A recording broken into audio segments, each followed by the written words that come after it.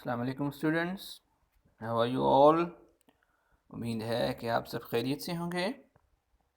आज के इस लेक्चर में हम फ्यूचर का जो सेकंड पार्ट है, फ्यूचर कंटिन्यूअस टेंस, वो डिस्कस करेंगे। सबसे पहले इसकी डेफिनेशन को देखते हैं। इसकी डेफिनेशन है the future continuous tense is used when an action is promised और thought to be going on in the future. Future continuous tense एक ऐसा टेंस है जो ये हमें बताता है या जो है वो जिसका इस्तेमाल तब होता है जब कोई एक्शन प्रॉमिस किया गया हो या ये जो है ख्याल हो उसके बारे में कि वो फ्यूचर में आने वाले वक्त में जारी रहेगा, जारी होगा, तो उसको हम कहते हैं फ्यूचर कंटिन्यूस टेंस। यानी कि ऐसा टेंस जो कि जो है ये बताए कि कोई एक्शन फ्यूचर में जारी होगा, तो उसको हम कहते हैं फ्यूचर कंटिन्यूअस टेंस। इसका स्ट्रक्चर सेम है, सब्जेक्ट व हेल्पिंग वर्ब, मेन वर्ब के साथ आईएनजी और उसके बाद उसका ऑब्जेक्ट। इसके हेल्पिंग वर्ब दो हैं, एक शल बी है और दूसरा विल बी है। जैसे कि फ्यूचर इंडेफिनाइट का था सिर्फ शल और विल, यहाँ पर हम बी का इजाफा कर देते हैं, शल बी और will be.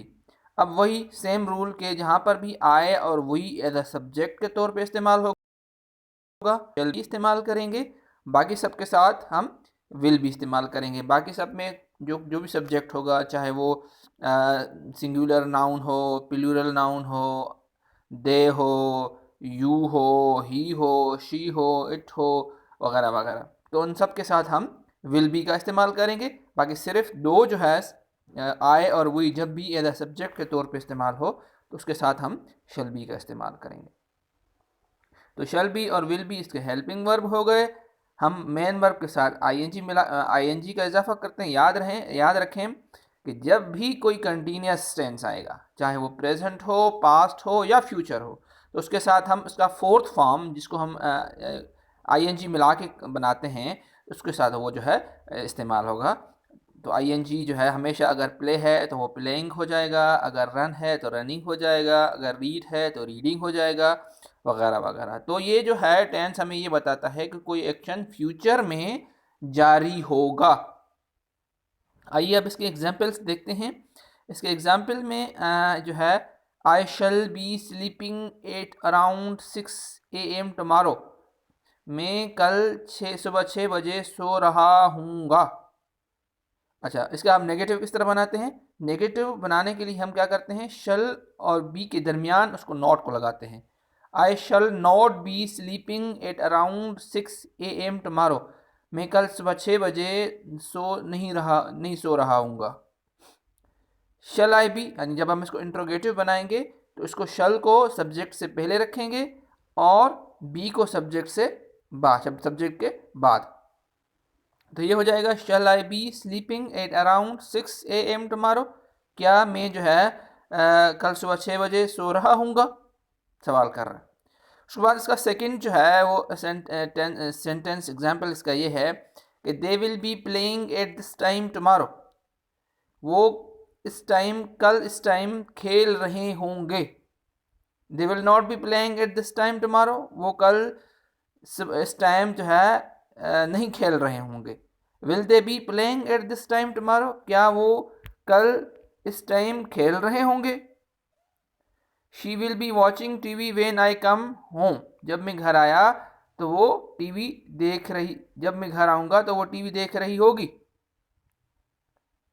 I will be working in the office while you watch a movie, जब आप मूवी देख रहे थे तो देख रहे होंगे तो मैं क्या कर रहा हूँगा, ऑफिस में काम कर रहा हूँगा।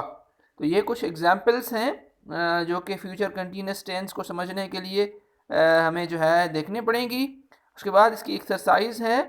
एक्सरसाइज जो है एक्सरसाइज जो है वो translate into Urdu.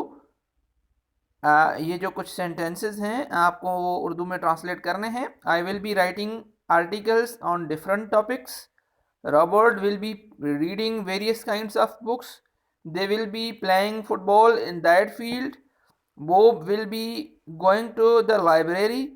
We will be shopping in that market this Monday. We will be watching a movie in this Cineplex on next Friday. I will be helping him to do the task.